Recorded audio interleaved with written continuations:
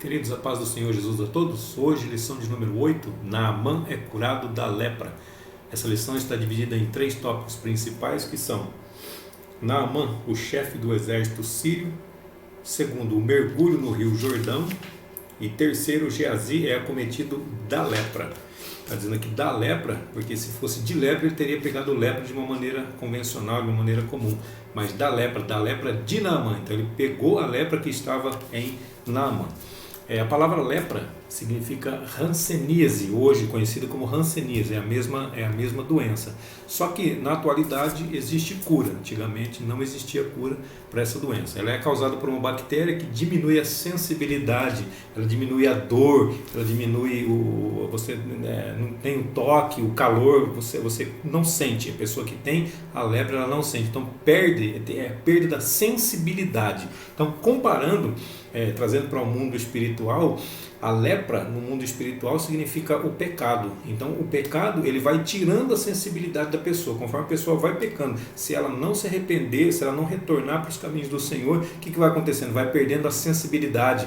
Então aquela voz que você ouve lá dentro, aquela acusação que você não sente mais, a sensibilidade vai-se embora. Ou seja, na verdade, o Espírito Santo está saindo de dentro de você, então a sensibilidade vai embora, porque é Ele que fala, é Ele que nos convence, é Ele que nos ajuda, é Ele que nos guia, é Ele que nos direciona. Então quando nós começamos a pecar insistentemente, o Espírito Santo vai sair da nossa vida e nós não vamos ter mais essa sensibilidade quanto ao pecado. Então vamos pecar desordenadamente. Para os hebreus ou para os israelitas, a lepra era considerada uma maldição, um castigo divino, porque não tinha cura, e a não ser pelo próprio Deus. Somente Deus podia curar a lepra nos tempos do Antigo Testamento. O objetivo geral da nossa lição é revelar que Deus deseja curar e salvar a todos, sem exceção, sem acepção. A cura aqui fala de cura física, como nós vamos falar sobre Naamã, foi curado fisicamente, mas também fala de cura espiritual, fala de cura emocional, fala de cura da alma, fala de cura de doenças psicossomáticas, doenças na mente, doenças na alma. E a salvação também fala de salvação física, mas também fala de salvação espiritual, fala da vitória final. Aquele que for fiel até o fim herdará a coroa da vida, herdará o direito de habitar com o Senhor por toda a eternidade. E são 3 perguntinhas que eu vou deixar aqui. Durante a lição nós vamos falar sobre elas. Todos querem ser curados? Será que todas as pessoas desejam ser curadas? A pessoa que tem alguma enfermidade, alguma doença, será que todas as pessoas desejam realmente ser curadas? Porque nós temos pessoas que são aproveitadoras, elas tiram proveito da situação. Elas não querem ser curadas para continuar recebendo a ajuda do governo, para continuar recebendo, pedindo sua esmola e essas coisas. Então nem todo mundo quer ser curado, não é verdade? Será que todos querem ser curados? A pergunta. Agora, será que todos podem ser curados? Querer é uma coisa, poder é outra. Todos podem ser curados? Humanamente falando, existem muitas doenças que não podem ser curadas, mas divinamente falando, para Deus nada é impossível. Lucas 1,37, porque para Deus nada é impossível. Então, para Deus, já estamos respondendo a pergunta, né? Mas será que todos podem ser curados? E a terceira pergunta é: todos que porventura forem curados serão gratos? Serão agradecidos a Deus pela cura que receberam? Será? Primeiro tópico, Naamã, o chefe do exército sírio. Primeiro subtópico, Naamã, um comandante honrado. A palavra comandante significa graduado que exerce a função de chefia em qualquer unidade, subunidade, aeronave, que nós conhecemos como avião, ou navio. Esse é o comandante. Os próximos versículos que nós estaremos lendo vai falar sobre a Síria em relação a Israel, ou seja, eles não tinham um relacionamento amistoso não. Veja bem, 1 Reis capítulo 11, versículo 25. E foi adversário de Israel por todos os dias de Salomão, e isto além do mal que Hadad fazia, porque detestava Israel e reinava sobre a Síria. Então, no tempo de Salomão, o rei da Síria já detestava Israel, então foi adversário dele por todo o período da vida de Salomão. 1 Reis capítulo 20, versículo 1 diz assim: E Ben-Hadad, rei da Síria, ajuntou todo o seu exército, e havia com ele 32 reis, cavalos e carros, e subiu e cercou a Samaria e pelejou contra ela. Samaria é a capital de Israel. Então o rei Ben-Hadad, um outro rei da Síria, também estava contra Israel, estava no encalço, cercou Samaria e pelejou contra ela. Ajuntou mais 32 reis juntamente com ele para poder invadir Israel. 1 Reis capítulo 20, versículo 22. Então o profeta chegou-se ao rei de Israel e lhe disse: vai, esforça-te e atenta, e olha o que has de fazer, porque no decurso de 1 ano o rei da Síria subirá contra ti. Ou seja, Deus havia acabado de dar um livramento para Israel, e o profeta estava avisando ele: daqui a 1 ano ele vai voltar contra ti. Ou seja, a Síria é inimiga realmente de Israel.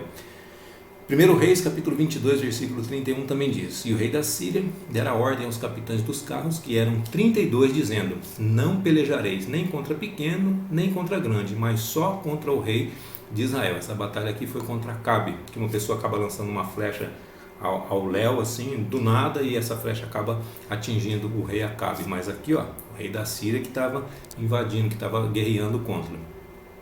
E também, segundo Reis capítulo 5, versículo 1, vai falar do general da Síria. Até agora nós falamos do país da Síria, dos reis da Síria atacando Israel, em relação a Israel. Agora aqui também vai falar sobre o capitão, o comandante do exército da Síria.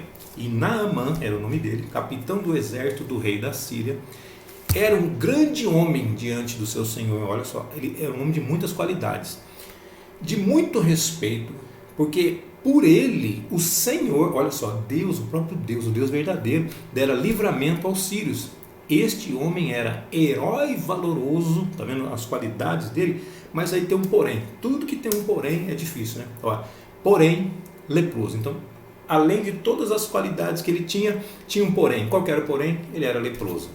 Segundo subtópico, a escrava, uma testemunha de Deus. Segundo Reis capítulo 5, versículo 2 diz: e saíram as tropas da Síria, da terra de Israel, e levaram preso uma menina que ficou ao serviço da mulher de Naamã. Se você prestar atenção na história aqui, as tropas da Síria saíram de Israel, ou seja, fizeram uma incursão, invadiram Israel e levaram preso uma menina. Não foi só uma menina, foram várias pessoas. Nesse caso, ele está falando da história dessa menina que foi parar na casa de Naamã, que era o leproso. Versículo 3, na sequência: e disse esta a sua senhora, ou seja, a menina, mesmo na condição de escrava, ainda evangelizou, ainda trabalhou. Deus trabalhou na vida dela para que ela pudesse falar sobre o rei de Israel, falar sobre falar sobre o Deus de Israel, falar sobre o Deus da vida dela.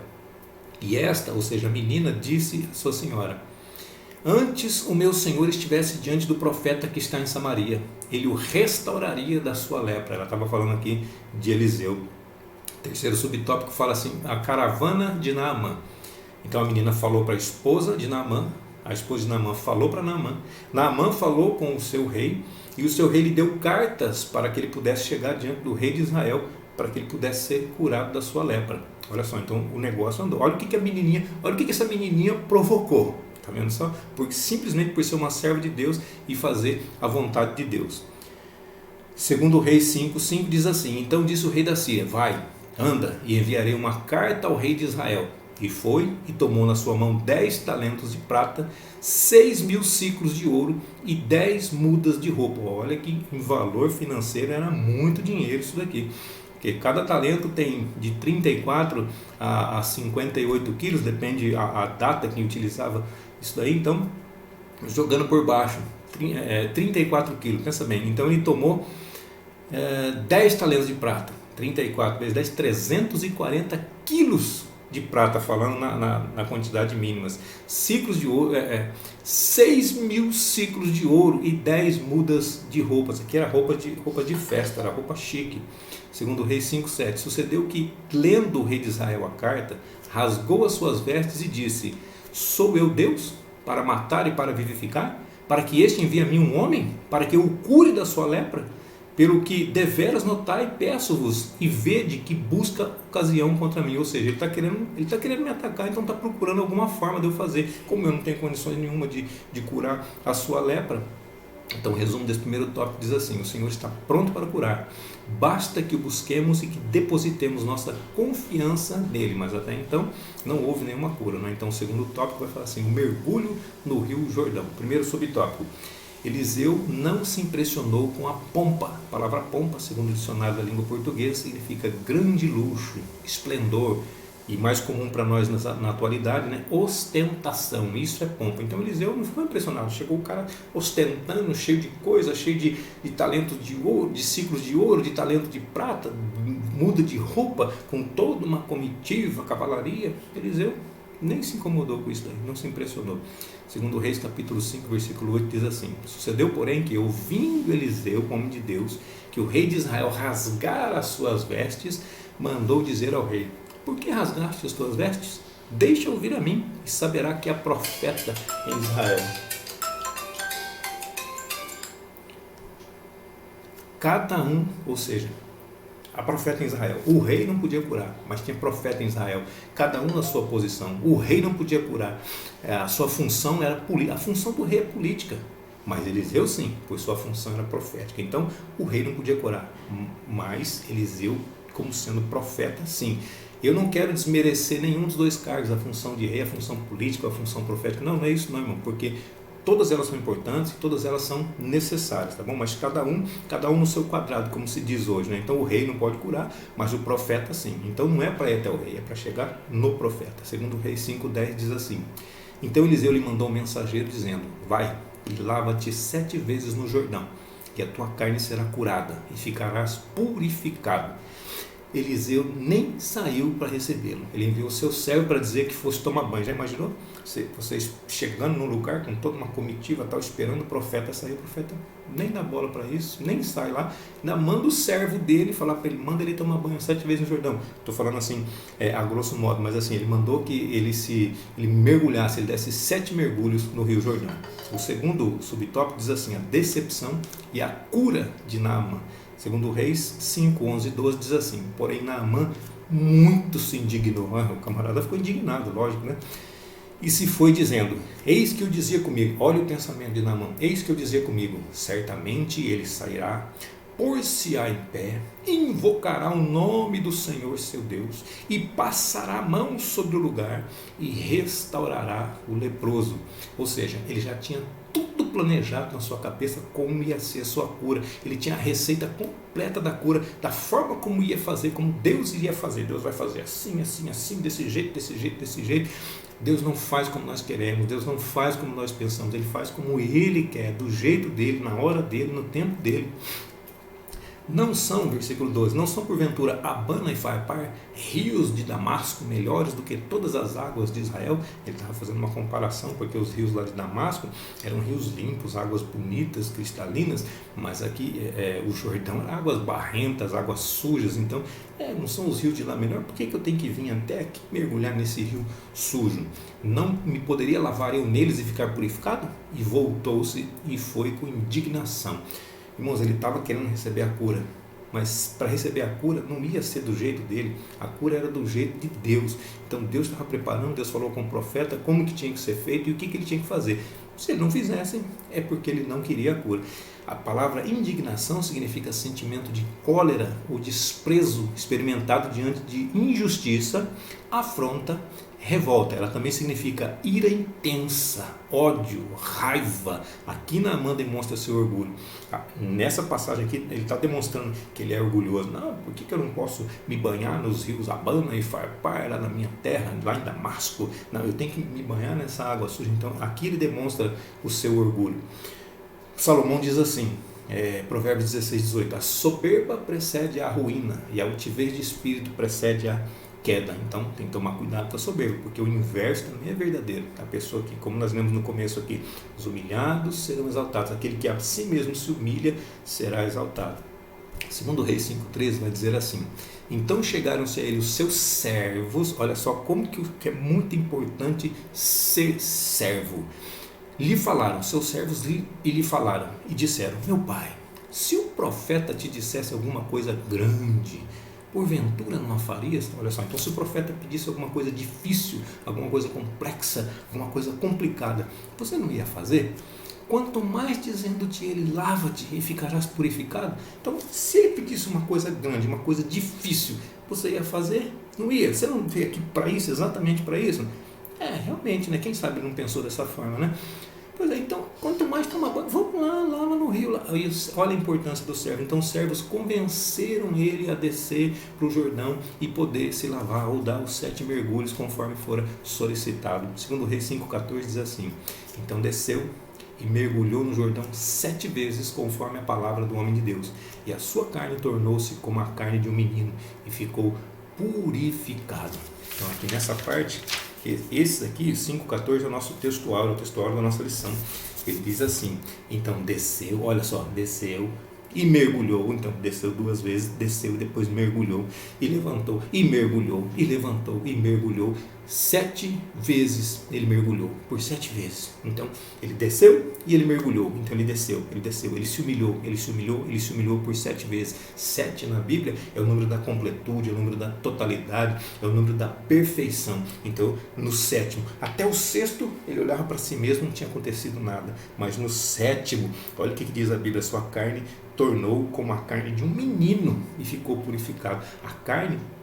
A pele dele não voltou a ser como era antes. A pele dele voltou a ser como de um menino. Olha só que coisa linda, que coisa fantástica. O que Deus faz em prol do ser humano. O terceiro subtópico diz assim: Deus ainda opera milagres e não misticismos. Deus não é místico. Nós não temos que ficar conversando com mortos. Não é nada disso não. É Deus operando milagres. Tá? No capítulo 5 de Reis você vai ver essa história aqui e tudo que diz ali. Hebreus 11:3 diz assim: todos estes morreram na fé sem terem recebido as promessas, mas vendo-as de longe e crendo-as e abraçando-as, confessaram que eram estrangeiros e peregrinos na terra. Nós somos estrangeiros, nós somos peregrinos nessa terra. Nós não somos daqui, nós somos de fora. Então quando alguém fala assim: você acredita em extraterrestre? Eu acredito, porque eu sou extraterrestre. Você é extraterrestre, nós não somos desta terra. Extraterrestre é aqueles que não são dessa terra, e nós não somos daqui. Nós somos simplesmente peregrinos nessa terra, e logo logo nós vamos para a nossa habitação natural. Lucas 4:27 diz assim: muitos leprosos havia em Israel no tempo do profeta Eliseu, nenhum deles foi purificado, senão Naamã, o sírio. Então ele está dizendo que havia muitos leprosos em Israel, mas lá em Israel nenhum foi purificado, somente Naamã, o sírio. Por que será? Irmão, Deus quer purificar a todos, Deus quer purificar os de dentro, Deus quer purificar os de fora, mas Ele vai purificar aqueles que acreditam, Ele vai purificar aqueles que podem ser purificados, porque não é qualquer um que pode, porque alguns que, se forem purificados de alguma doença, se forem curados de alguma doença, se receberem a bênção que tanto quer, não vão permanecer dentro da casa de Deus. Então Deus tem que nos preparar primeiro para depois poder receber a sua bênção. Resumo do tópico 2: para ser alcançado pelo milagre divino é necessário abandonar o orgulho e a falta de fé. Então o orgulho tem que ficar de lado e temos que acreditar realmente, verdadeiramente em Deus, no Todo-Poderoso. Terceiro tópico: Geazi é acometido da lepra de Naamã. Primeiro subtópico: a rejeição dos presentes. Segundo Reis 5,15. Então voltou ao homem de Deus, ele e toda a sua comitiva, e chegando-se, pois, diante dele, disse: eis que agora sei que em toda a terra não há Deus, senão em Israel. Agora, pois, peço-te que aceites uma bênção do teu servo. Ele foi lá, deu 7 mergulhos, foi purificado, aí ele retornou ao profeta para poder agradecer. Ele e toda a sua comitiva retornou para poder agradecer e reconhecer que só existe um Deus e que esse Deus é o Deus de Israel. Versículo 16: porém Eliseu disse: vive o Senhor, em cuja presença estou, que não a aceitarei. E insistiu com ele para que aceitasse, mas ele recusou, ele não quis. Segundo subtópico, diz que homens de Deus não se deixam vender, ou seja, ele não estava se vendendo em troca do milagre, em troca da cura, não era nada, ele não estava recebendo pagamento por causa disso, não é nada disso. Homens de Deus não fazem isso. Segundo Reis 5, 21 até o 24, diz assim: e foi Geazi, olha o servo de Eliseu, e ao alcançar Naamã, e Naamã, vendo que corria atrás dele, desceu do carro a encontrá-lo e disse-lhe: vai tudo bem? Até então Eliseu falou que não queria receber nenhum presente, que não ia receber nada. Ele foi-se embora. Aí o servo dele sai correndo atrás da comitiva, e o camarada Naamã para e olha e fala assim: tá tudo bem? Tá tudo certo aí? Aí ele disse: tudo bem, meu Senhor me mandou. Olha, ainda coloca a culpa nas costas do profeta. Meu Senhor me mandou dizer: eis que agora mesmo vieram a mim 2 jovens filhos dos profetas da montanha de Efraim. Dá-lhes, pois, 1 talento de prata e 2 mudas de roupa. Olha só, Eliseu não aceitou. Homens de Deus não se deixam vender, mas o aprendiz não estava firmado na rocha ainda. Esse aí se deixou vender. E disse Naamã: ser servido de tomar 2 talentos, ou seja, se nós colocarmos 1 talento a 34 quilos, são 68 quilos de prata. e insistiu com ele e amarrou 2 talentos de prata em 2 sacos com 2 mudas de roupas e pô-los sobre 2 dos seus servos, os quais levaram diante dele. Ou seja, 64 quilos de prata e vamos dizer na atualidade 2 ternos, 2 vestidos muito bonitos. E chegando ele a certa altura, tomou-os das suas mãos e depositou na casa e despediu aqueles homens e foram-se. Mas, irmãos, infelizmente, o 2 Reis 5:27 vai dizer assim: portanto a lepra de Naamã se pegará a ti. Ele deixou na casa dele o que ele pegou com Naamã e ele voltou para junto do profeta. Aí olha o que o profeta diz para ele, não deixei marcado aqui, mas o profeta diz para ele assim: onde você estava? Ele falou assim: não, o teu servo não foi em lugar nenhum. Geazi, não mente para mim. Por acaso o meu coração não estava contigo quando você foi atrás de Naamã? Era ocasião de pegarmos presentes, de recebermos dinheiro? Era ocasião? Não, essa não era a ocasião. Vai haver outras ocasiões, mas essa não era a ocasião de receber os presentes. Não era essa a ocasião. Aí o 5:27 diz assim, de 2 Reis: portanto a lepra de Naamã se pegará a ti e a tua descendência para sempre. Então saiu diante dele leproso, branco como a neve. O resumo do tópico 3 diz: é inadmissível que os servos de Deus negociem milagres e curas do Senhor por presentes ou favores humanos. É inadmissível. É Deus quem opera através das nossas vidas. Então como que eu vou cobrar alguma coisa se não sou eu quem faz? É Deus quem está fazendo através da minha vida. É Deus quem faz através da sua vida. Para a gente concluir, Lucas capítulo 17, versículos 11 ao 19, vai falar de uma história sobre 10 leprosos. E aconteceu que, indo ele a Jerusalém, passou pelo meio de Samaria e da Galiléia. E entrando numa certa aldeia, saíram-lhe ao encontro 10 homens leprosos, os quais pararam de longe e levantaram a voz dizendo, vocês se lembram que o leproso não podia chegar perto das pessoas, que ele corria o risco de ser apedrejado, então eles pararam de longe. Aí disseram: Jesus, mestre, tem misericórdia de nós. E ele, Jesus, vendo-os, disse-lhes: ide, mostrai-vos aos sacerdotes. E aconteceu que, indo eles, ficaram limpos. Olha só, eles obedeceram o que Jesus falou e ficaram limpos, ficaram purificados. E um deles, vendo que estava são, voltou glorificando a Deus em alta voz e caiu aos seus pés com o rosto em terra, dando-lhe graças. E este era samaritano, este era estrangeiro. E respondendo Jesus disse: não foram 10 os limpos? E onde estão os outros 9? Não houve quem voltasse para dar glória a Deus, senão este estrangeiro? Olha só a gratidão. E disse-lhe: levanta-te, vai, a tua fé te salvou.